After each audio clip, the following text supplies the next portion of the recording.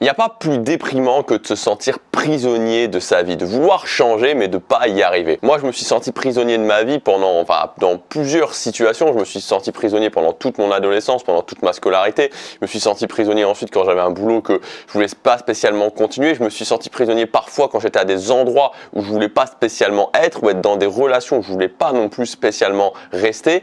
Ce fait d'être prisonnier, c'est quelque chose qui est extrêmement frustrant au quotidien. Peut-être que vous avez déjà ressenti ça, c'est-à-dire que vous vous êtes dit « Ok, j'ai envie de changer ». Peu importe le domaine, mais au final, vous vous retrouverez encore et toujours dans la même situation. Et j'avais fait une vidéo, même il y a déjà 3 ans en arrière, sur ce sujet-là. J'appelle ça des boucles, en fait. Et les boucles, en fait, c'est des sortes de... Enfin, c'est comme son nom l'indique, c'est des cercles qui tournent un petit peu fous et on est pris là-dedans. C'est-à-dire qu'on reproduit encore les mêmes actions et on continue encore à avoir les mêmes résultats et on est toujours pris dans ces situations. C'est-à-dire que la plupart des gens, finalement, il y a une ou deux situations dans leur vie qui les rend malheureux. Ça peut être des situations de couple, ça peut être au niveau de leur physique, ça peut être au niveau de leur travail, de leurs finances. Voilà, bon, en général, c'est dans ces domaines-là, ça les rend malheureux, ça continue année après année, ils sont pris dans ces boucles-là et ils n'en changent pas, en fait, ils n'arrivent pas à en changer. Et c'est extrêmement frustrant de voir les années défiler, en fait, et année après année, de se dire, ok, cette année c'est la bonne, cette année je change, cette année je prends de nouvelles actions, cette année je vais sortir de cette situation, et pourtant se retrouver encore et toujours année après année dans la même situation. Peut-être que c'est ce qui s'est passé pour vous l'année dernière, c'est-à-dire que peut-être que en début 2018, vous avez dit ok, cette année c'est la bonne, cette année je prends des nouvelles actions, cette année je change ma situation, à la fin de l'année ce sera plus la même chose. Et pourtant vous vous retrouvez début 2019 et c'est encore et toujours la même chose. C'est très frustrant, croyez-moi, je vous comprends, je l'ai vécu pendant des années et des années et des années. Donc dans cette vidéo, je voudrais vous donner plusieurs conseils pour justement aller au-delà de ça et pour faire en sorte que vraiment cette année 2019 soit différente. Avant de démarrer, je vous rappelle que jusque demain soir, vous pouvez accéder à Résolution, le programme du début d'année, ce grand programme pour faire en sorte que 2019 soit différent. Donc on va voir concrètement comment vous pouvez faire, les actions à mettre en place dans votre quotidien, les choses à faire, votre plan d'objectif. Je ne vais pas en reparler encore beaucoup puisque j'en ai déjà parlé pas mal cette semaine. J'ai fait un lancement qui a duré toute la semaine. Voilà, mais vous avez toutes les informations dans le premier lien dans la description. Cette formation sera disponible jusque demain soir à son prix de lancement. Alors le premier conseil que je voudrais vous donner, c'est tout simplement pour 2019. Donc on est dans une optique, ok, 2019 sera différent, sera une année différente de 2018. Cette année, je sors vraiment des situations qui m'ennuient. Je change véritablement ma vie, j'emmène ma vie, je prends une nouvelle direction et j'emmène ma vie là où je veux. La première chose, c'est de prendre le contrôle de votre temps. Prendre le contrôle de votre temps, ça veut dire concrètement, qu'est-ce que vous faites en fait? Qu'est-ce que vous faites au quotidien? Et il y a beaucoup de gens qui vont me dire, oui, mais au quotidien, j'ai pas le temps, oui, j'ai ça et ça à faire. Moi, ce que je voudrais vous dire, c'est qu'au quotidien, dans tous les cas, vous avez peut-être un travail, vous avez peut-être d'autres obligations, mais ce qui se passe, c'est que vous avez vous avez une plage horaire de 18 à 23 heures, c'est-à-dire 18 à 23 heures le soir. Pour la plupart des gens, vous ne travaillez pas si vous avez un travail régulier. Voilà, alors évidemment, je parle des gens qui ont un travail régulier. Si c'est différent, bon bah voilà, ça s'adapte aussi. Mais pour la plupart des gens, ça va être ça. Vous avez un travail, vous avez une obligation de travail, 5 jours par semaine en moyenne. Et le soir, de 18 à 23 heures, vous avez du temps. Vous avez du temps et vous pouvez décider véritablement de ce que vous allez faire de ce temps. Vous pouvez prioriser ce temps. Vous avez 5 heures. Ces 5 heures, qu'est-ce que vous en faites? C'est-à-dire que c'est 5 heures par jour, multiplié par le nombre de semaines, c'est 5 heures, multiplié par 7 jours, multiplié par 52 semaines dans l'année. Au final, ça fait vraiment pas mal d'heures. Qu'est-ce que vous en faites? Et c'est là-dessus que vous devez commencer à travailler. C'est de se dire, ok, j'ai ce temps exploitable, j'ai ce potentiel d'heures où je peux faire vraiment ce que je veux, où j'ai véritablement du temps. Donc, utilisez-le. Ne faites pas comme la plupart des gens qui, une fois qu'ils sont sortis de leurs obligations, le premier truc qu'ils veulent faire, c'est juste oublier. Ils veulent oublier qu'ils ont un boulot qu'ils n'aiment pas, ils veulent oublier qu'ils sont dans un endroit qu'ils n'aiment pas, qu'ils ont des collègues qu'ils n'aiment pas, qu'ils sont pas forcément dans un couple qu'ils aiment, qu'ils n'ont pas une situation dans la vie qu'ils aiment, qu'ils n'ont pas suffisamment d'argent, etc., etc. Faire un boulot qu'on n'aime pas et le temps qu'on a en dehors, essayer juste d'oublier qu'on fait un boulot qu'on n'aime pas, vous comprenez bien que ça peut pas mener à quelque chose de constructif. Donc dites-vous, ok, j'ai du temps, ce temps, qu'est-ce que j'en fais? Et surtout, faites différemment de la plupart des gens, faites différemment des gens qui sont dans la zone de zombification et utilisez ce temps pour justement vos projets. Le deuxième conseil que je voudrais vous donner, c'est la même chose mais au niveau de l'argent. C'est pareil, c'est-à-dire que c'est les deux pire chose qui bloque les gens dans leur situation.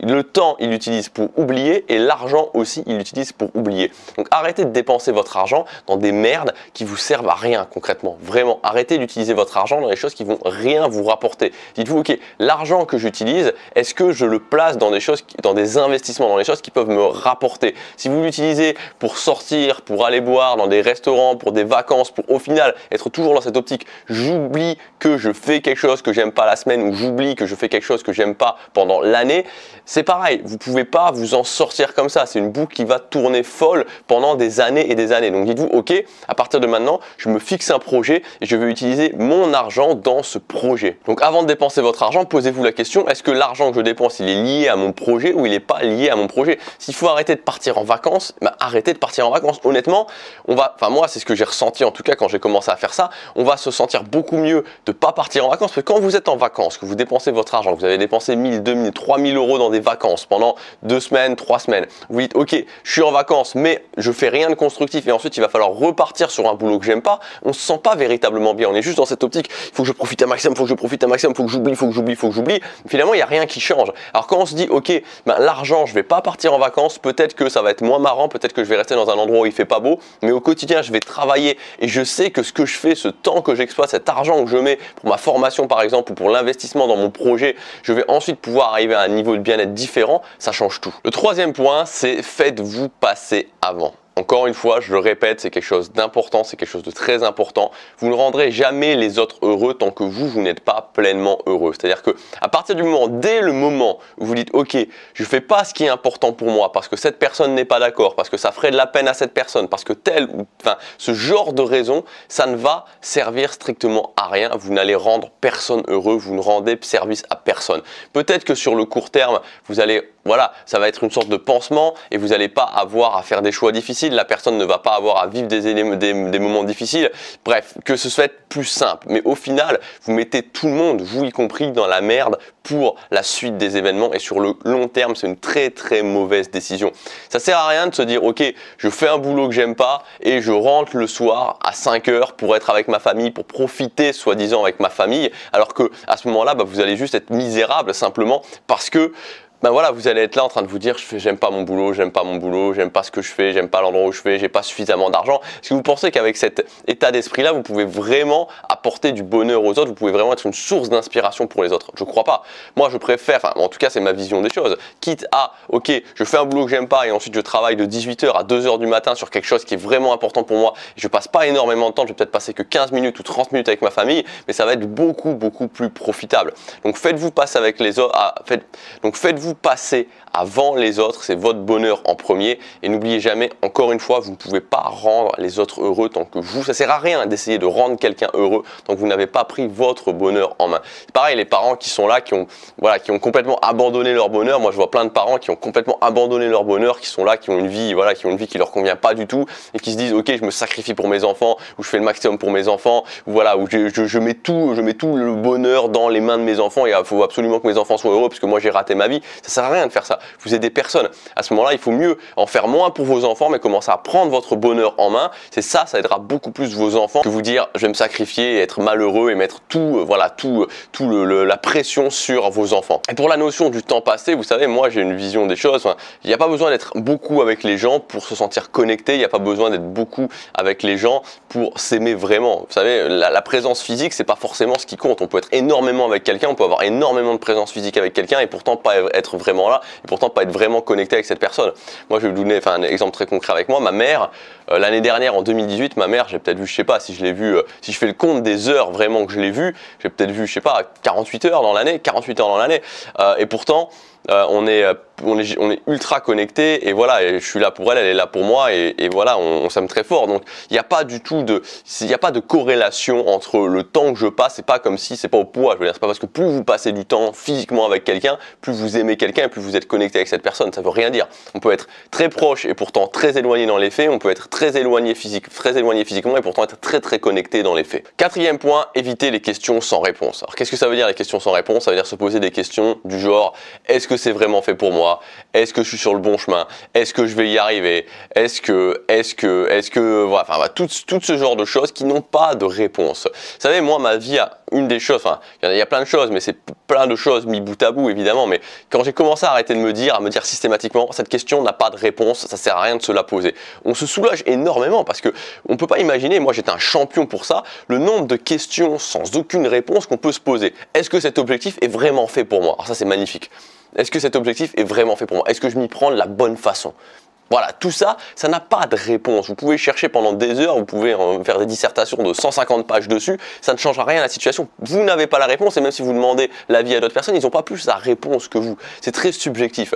Donc, coupez les questions sans réponse. Quand c'est une question où il n'y a pas une réponse claire, coupez-les, ça sert à rien de se poser ce genre de questions. Il n'y a pas de réponse, ça peut évoluer avec le temps. Bref, ça sert strictement à rien de se les poser. Vous allez gagner beaucoup d'énergie mentale en arrêtant de poser ce genre de questions. Le cinquième point, extrêmement pratique, celui-ci qui est un petit peu relié au premier, notez ce que vous faites au quotidien. Notez vraiment ce que vous faites au quotidien sur un carnet. C'est un des conseils que je peux vous donner pour le mois de janvier par exemple.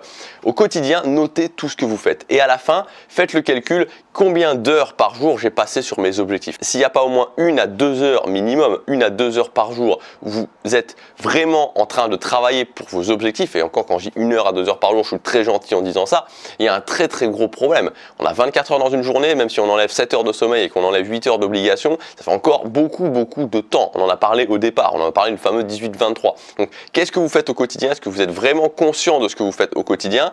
Et combien de temps vous investissez au quotidien sur vos objectifs? Vous devez investir un maximum de temps au quotidien sur vos objectifs. Encore une fois, n'oubliez pas que le travail paye toujours. Le travail paye toujours. On aura beau vous faire tous les discours qu'on veut sur l'efficacité, la productivité, tout ce genre de choses, il n'y a rien qui résiste au travail. Rien ne résiste au travail. C'est une valeur refuge. Quand vous vous mettez au travail, vous allez avoir des résultats. Vous finirez toujours par passer devant les autres. Ce sera peut-être plus long, mais vous finirez toujours par passer devant les autres. Donc, mettez-vous au travail et notez ce que vous faites au quotidien.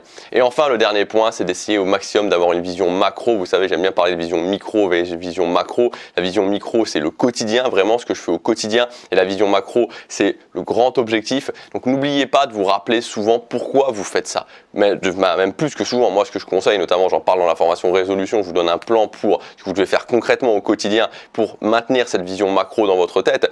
Et de vous rappeler pourquoi vous faites les choses, qu'il y a un sens dans ce que vous faites. Quand vous vous levez le matin, que vous faites du sport, que vous faites votre routine matinale, que vous commencez à lire, que vous commencez à travailler sur votre projet, que vous commencez à faire ces choses-là, il y a un sens. Il y a un sens. Quand je me suis levé ce matin, j'ai commencé à travailler sur mon coréen par exemple, il y a un sens. Voilà, il y a mon bouquin de coréen qui est juste derrière. J'ai fait 1h11 de coréen exactement aujourd'hui pour vous dire, j'avais mis le chronomètre. C'est 1h11 de coréen que j'ai fait ce matin. Il y a un sens. Il y a un sens à ça. Tout est relié. Ça fait partie d'une vision pour moi. Ça a de l'importance pour moi. Donc quand je suis là au quotidien en train de faire des choses, je me dis ok, ça a un sens. Voilà pour ces conseils, appliquez-les, ça vous changera l'année, ça changera votre année 2019. Évidemment, le plus important, c'est au niveau de l'action. Arrêtez d'utiliser votre temps dans des choses qui n'ont pas d'importance et arrêtez d'utiliser votre argent dans des choses qui n'ont pas d'importance. Arrêtez d'oublier, arrêtez d'utiliser ces deux énergies pour oublier d'essayer de fuir la réalité et dites-vous ok, actuellement la réalité ne me convient pas, d'accord, c'est un constat, mais je vais investir mon temps, je vais investir mon argent dans des choses qui vont me permettre d'améliorer ça et de changer et de faire en sorte qu'à la fin de l'année 2019, je sois fier de moi. Voilà ce que je voulais vous dire dans cette vidéo. Vous pouvez encore accéder jusque demain à la formation résolution, plan d'action complet pour faire en sorte que cette année 2019 soit votre meilleure année. Vous avez toutes les informations dans le premier lien dans la description. C'est une formation assez longue. Il y a 8 modules au total. On va voir comment connecter le plan pour vos objectifs, connecter vos objectifs à votre quotidien et mettre en place un système qui vous permet d'agir quand c'est difficile. Je vous dis à demain, passez à l'action, chaque jour compte.